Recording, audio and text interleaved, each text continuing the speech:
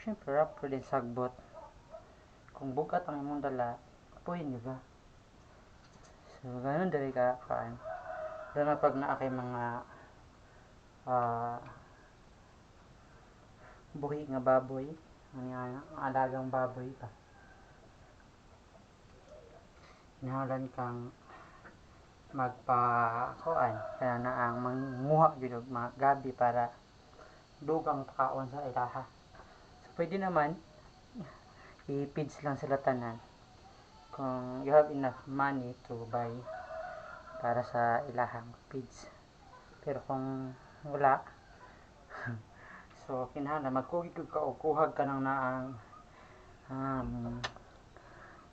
gabi para idungag silang pagkaon. So di ra siya lunlun nga feeds tanan, naabot siya gabi, nilataang gabi pa. So, na yung kinabuhi diri sa bukid. Pag nahutdan o gabi, manguha. Then, maglata. So, ang maglata si auntie. Ito maglata. Maglata siya gabi. Saya ko pa maglata. Ang nasa ligamon. Para pakaon sa mga baboy.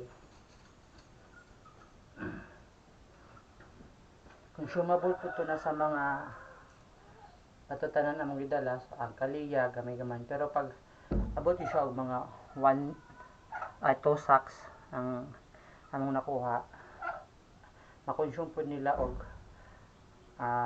nasa mga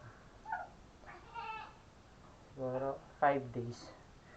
So after nun manguha po may utro, pero ganiha 1.5 naman to kay gamay ra may kuha iliyay bukat kayo, bukat man. So lang sa mga 4 days, 4 to 3 days ra siya kay latan pa man to.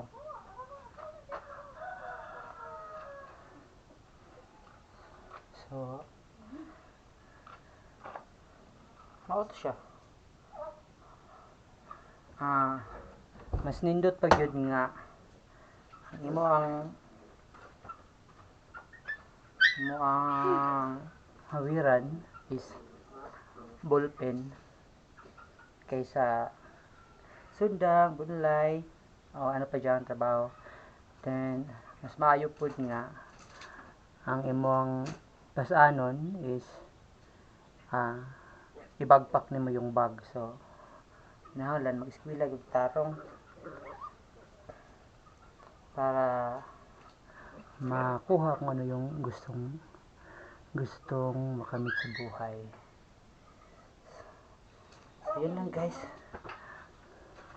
bye bye. Naliyan. Ay, hala, nakita. Yeah.